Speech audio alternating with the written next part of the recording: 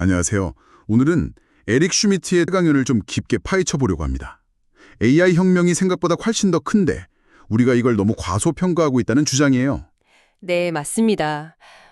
AI 이야기야 여기저기 많지만 슈미트는 우리가 지금 보고 있는 게 진짜 변화의 시색점도 아닐 수 있다고 좀 강하게 경고하죠.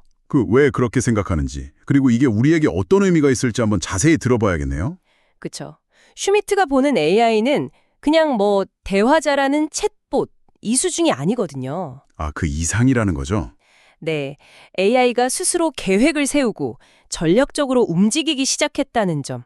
이게 핵심 포인트 같아요. 계획 수립 능력이라.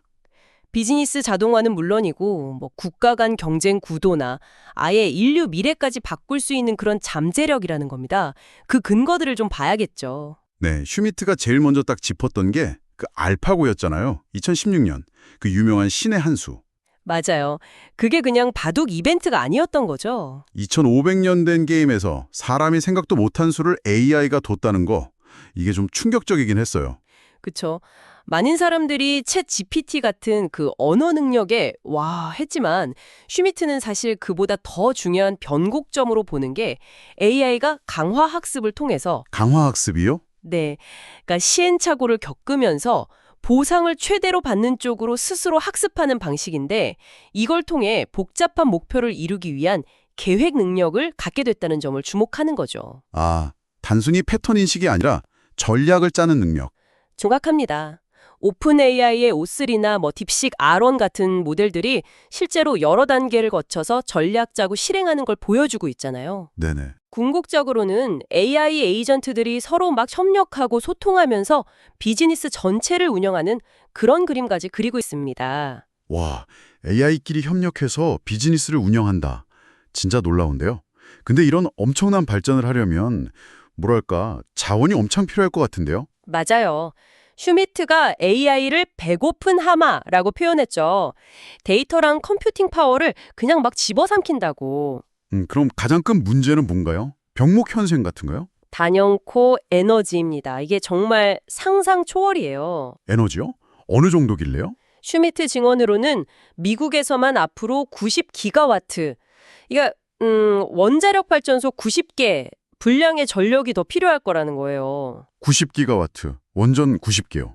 와, 네, 데이터 센터 하나가 도시 전체만큼 전기를 쓸 수도 있다는 거죠.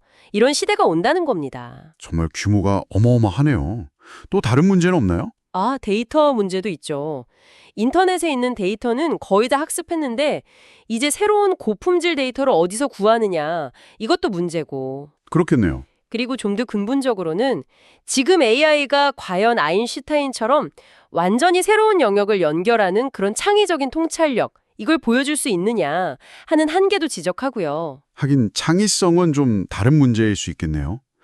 근데 이 AI 기술이라는 게 민간에서도 쓰지만 군사적으로도 쓸 수 있는 거잖아요. 양날의 검 같은. 네, 맞습니다. 이중 용도 기술이죠. 특히 요즘 미국이랑 중국 경쟁이 정말 치열한데 이 부분은 어떻게 보나요? 슈미트는 이 미중 경쟁이 AI 미래를 결정할 가장 중요한 변수라고 보고 있어요. 아주 심각하게요. 아, 그런가요? 미국은 최첨단 칩 못 쓰게 막고 있고 중국은 어떻게든 그걸 우회하면서 또 딥식 사례처럼 오픈소스 쪽에서 빠르게 치고 나오고 있거든요. 아, 오픈소스 쪽에서요? 네. 근데 진짜 문제는 이 경쟁이 단순히 기술 우위를 넘어서 초지능 개발 경쟁으로 갈 수 있다는 거예요. 인간 지능을 아득히 넘어서는 그런 존재예요. 초지능 경쟁? 네. 그래서 만약 한쪽이 뒤처진다고 생각하면 상대방의 AI 능력을 없애려고 데이터 센터를 선제 타격하는 그런 극단적인 시나리오까지 나올 수 있다고 경고합니다. 데이터 센터 폭격이요? 설마요? 이게 향후 5년 안에 현실화될 수도 있는 위협이라고까지 이야기해요. 상당히 심각하게 보고 있는 거죠. 와, 정말 섬뜩한데요? 그 오픈소스 모델이 막 퍼지면서 생기는 다른 위험도 이야기했죠. 네, 그것도 지적합니다.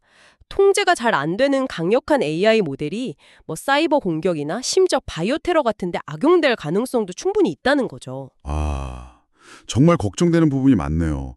근데 이렇게 좀 어두운 이야기만 있는 건 아니겠죠? 슈미트가 그래도 희망적인 미래도 이야기했을 텐데요. 아, 물론이죠.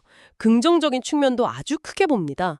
특히 질병 정보 가능성이요. 질병 정복이요? 네, AI가 모든 약물 표적을 다 찾아내고 임상시험 비용 같은 걸 확 줄여서 신약 개발 속도를 어마어마하게 높일 수 있다는 거예요. 와, 그게 가능하다면 정말. 그렇죠. 그리고 전 세계의 모든 아이들에게 최고의 맞춤형 AI 교사를 붙여줄 수도 있고, 뭐 암흑 에너지 같은 우주의 비밀을 푸는데 도움을 줄 수도 있고요. 의료 서비스 접근성도 높이고, 네, 교육이나 과학 발전에도 큰 역할을 할 수 있겠군요. 특히 경제적인 측면에서 연간 30% 생산성 향상 가능성을 이야기하는데, 연 30%요? 네, 이게 어느 정도냐면 경제학자들이 예측 모델조차 없는 수준의 변화라고 합니다. 정말 전례 없는 거죠. 30%. 이건 뭐 거의 혁명인데요. 그럼 사람들은 뭘 하죠? 일자리가 다 없어지는 거 아니나 이런 걱정도 많잖아요. 슈미트는 좀 다르게 봐요.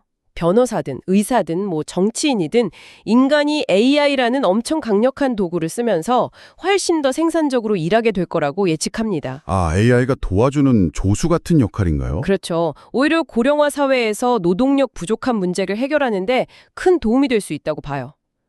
AI가 인간을 대체하는 게 아니라 인간의 능력을 증폭시킨다는 거죠. 네, 증폭시킨다. 좋은 관점이네요. 자, 그럼 오늘 이야기 좀 정리를 해보면요. 에릭 슈니트는 AI 혁명이 우리가 생각하는 것보다 훨씬 크고 또 빠르게 오고 있다. 그러니까 절대 과소평가하지 마라. 이런 경고네요. 네, 그렇습니다. 핵심 메시지는 딱 그거예요. 이게 단거리 경주가 아니라 마라톤이라는 거. 마라톤. 네, 그래서 매일매일 이 변화를 계속 주시하고 배우고 적극적으로 활용해야 한다. 안 그러면 정말 뒤처질 수밖에 없다는 거죠. 개인이든 기업이든 국가든 다 마찬가지고요. 네, 오늘 에릭 슈미트의 분석을 통해서 AI 혁명의 거대한 파도와 그 의미를 좀 더 깊이 생각해 볼 수 있었습니다.